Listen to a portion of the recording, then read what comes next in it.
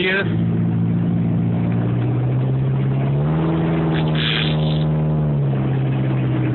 The blizzard. We all thought spring was coming after damn near 60-degree temperatures. And, yeah, this is Minnesota fucking winter for you. Green. Holy shit. Holy shit. Yeah, I can't see anything. Oh my god. You're seeing what I'm seeing, which is pretty much nothing.